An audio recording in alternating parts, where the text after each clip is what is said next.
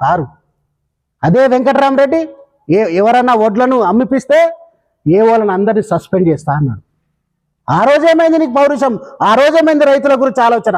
మా ప్రభుత్వం రైతుల ప్రభుత్వము, నిరంతరం కేంద్ర ప్రభుత్వంతో కొట్లాడుతున్నాం. యూరియా గురించి మంత్రులు కూడా సమీక్ష చేస్తారు. మీరు ఎప్పుడైనా సమీక్ష చేసినా?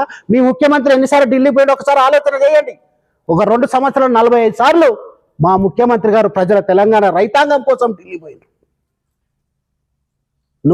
మీరు మాట్లాడతారు. 500 రూపాయలు బోనస్ ఇస్తున్నాం. ఈరోజు రైతులందరికీ సన్న బియ్యం అందిస్తున్నాము. 200 యూనిట్ల కరెంట్ ఉచితంగా ఇస్తున్నాము. మహిళల బస్ సౌకర్యం వస్తే ఇన్ని సంక్షేమ కార్యక్రమాలు దేశంలో కూడా రుణమాఫీ చేసిన చరిత్ర కాంగ్రెస్ పార్టీ 2 సార్లు. ఇదెందుకు? Ramagundam fertilizers and chemicals limited అనే సంస్థ ఇకనైనా మానుకో. నీకు అవగాహన లేదు, ఏం లేదు. ఈ 3 సంవత్సరాలు నిన్ను భరించడం మళ్ళీ నన్ను అన్నాడు శ్రీనివాస్ రెడ్డి ఏం వ్యక్తున్నట్టే. నేనేం పీకనికి ఏమున్నది? నేనేమైనా గెలిచినా? రాజీనామా చేయి, మళ్ళీ నేను గెలిచి ఏం పీక్తారో చూపిస్తాను. 10 సంవత్సరాలు నువ్వు రామలింగారెడ్డి భయానికి దుబ్బాక నియోజకవర్గానికే రాలే, ఫామ్ హౌస్లో వండుకున్నావు. నువ్వా మాట్లాడేది? ఖబర్దార్ కొత్త ప్రభాకర్. కాంగ్రెస్ పార్టీ తెలంగాణ రైతాంగం కోసం ఎప్పుడు కూడా కృషి చేస్తుంది. ఇటువంటి పిచ్చి ఆలోచనలు చేసి పిచ్చి పిచ్చి డ్రామాలు చేస్తే ఎవరు నమ్మరు. ఖచ్చితంగా యూరియా కూడా అందుతుంది. కొంతమంది మీరే రైతులు రెచ్చగొడతా ఉన్నారు. మీరు 5 కాదు 10 తీసుకోండి, మళ్ళీసారి కూడా మీరు కొంచెం అంటే కృత్రిమ సృష్టి కూడా మీరు అట్లాంటి కుట్రలు కూడా చేస్తారు. ఇవన్నీ మానుకోండి. ఖచ్చితంగా తెలంగాణ రైతాంగానికి యూరియా అందితే బాధ్యత కూడా కాంగ్రెస్ పార్టీ తీసుకుంటుంది. సార్లు ఎంపీ అయినావు, యూరియా 7 కిలో వస్తుంది తెలియదు. ఇది కావాలని ఇక బీజేపీ ఏం చెప్తుంది? రష్యా యుక్రెయిన్ వారు సుదీర్ఘంగా జరిగింది, ఇరాన్ వారు జరిగింది కాబట్టి కొంత మేరకు యూరియాలో సమస్యలు వస్తున్నాయని చెప్పి వాళ్ళు తప్పించుకునే ప్రయత్నం చేస్తారు. బీజేపీ పాలిత రాష్ట్రాలకు ఇస్తూ ఉన్నారు. అది ఏం తెలుసుకోకుండా నువ్వు ఏది పడితే అది మాట్లాడి కాంగ్రెస్ పార్టీ ముఖ్యమంత్రి మీద దోషించడం, అసలు నీకు అవగాహన ఉందా అసలు యూరియా ఎట్లా వస్తుందో? నీలాంటి ఒక ఎమ్మెల్యే ఈ దుబ్బాక నియోజకవర్గానికి వచ్చడం దుబ్బాక ప్రజల దరిద్రం.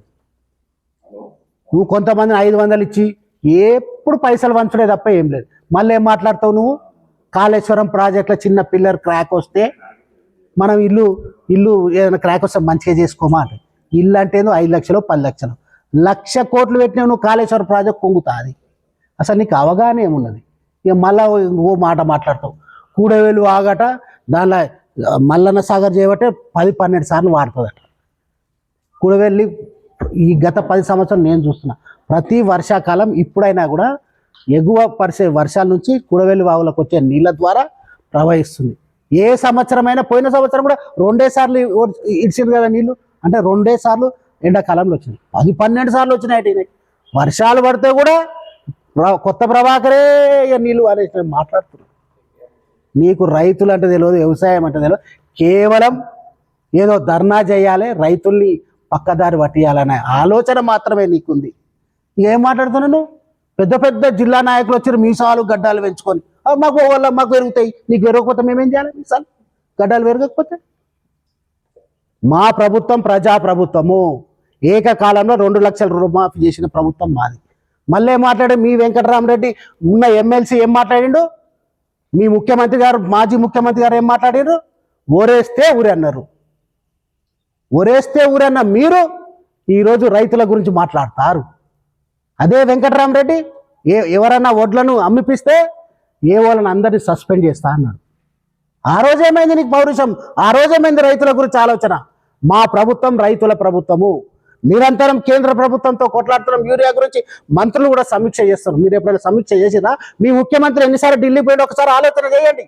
ఒక 2 సంవత్సరాలు 45 సార్లు మా ముఖ్యమంత్రి గారు ప్రజల తెలంగాణ రైతాంగం కోసం ఢిల్లీ పోయింది. మీరు మాట్లాడతారు. 500 రూపాయలు బోనస్ ఇస్తున్నాం. ఈరోజు రైతులందరికీ సన్న బియ్యం అందిస్తున్నాము. 200 యూనిట్ల కరెంట్ ఉచితంగా ఇస్తున్నాము. మహిళల బస్ సౌకర్యం వస్తే ఇన్ని సంక్షేమ కార్యక్రమాలు దేశంలో కూడా రుణమాఫీ చేసిన చరిత్ర కాంగ్రెస్ పార్టీ 2 సార్లు. ఇదెందుకు? Ramagundam fertilizers and chemicals limited అనే సంస్థ ఏదైతే రామగుండంలో ఉందో పూర్తిగా దివాలు తీసే పరిస్థితిలో ఉంటే, ఆనాడు మన్మోహన్ సింగ్ గారి ప్రధానమంత్రిగా ఉన్నప్పుడు, ఇప్పుడు మన జిల్లా ఇన్ఛార్జ్ మంత్రి అయిన గడ్డం వివేక్ వెంకటస్వామి గారు 10,000 కోట్ల రూపాయలు రుణమాఫీ చేసిండ్రు. ఎక్కడైతే యూరియా మ్యానుఫ్యాక్చర్ అవుతుందో రామగుండ ఫర్టిలైజర్స్ అండ్ కెమికల్స్ లిమిటెడ్లో 10,000 కోట్ల రుణమాఫీ చేసింది కాంగ్రెస్ పార్టీ. అంటే ఈ రైతాంగం పట్ల ఏ విధంగా ప్రేమ కాంగ్రెస్ పార్టీకి ఉన్నారు. తర్వాత 10 సంవత్సరాలలో ఈరోజు దానిలో మేనేజర్ అంటూ అసలు నీకు రైతులు అంటే తెలుసా? ఏ రోజైనా రైతుల ప్రేమ మీరు చూపించినవా? నీ పోతారం గ్రామంలో, నీ పొలిమేర దగ్గర ఉన్న అచ్చుమాయపల్లి గ్రామంలో మీ ప్రభుత్వం హయాంలో ఎల్లయ్యైన రైతు గుండెపోటు వచ్చి యూరియా లైన్లో నిలబడి చనిపోతే కనీసం పరామర్శించిన పాపాన పోలే. మల్లన్న సాగర్లో ఎంతోమంది రైతులు భూములు పోయినాయి.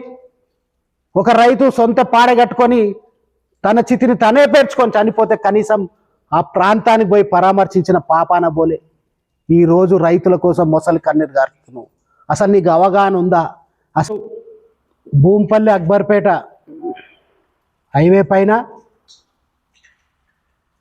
టిఆర్ఎస్ పార్టీ స్థానిక ఎమ్మెల్యే కొత్త ప్రభాకర్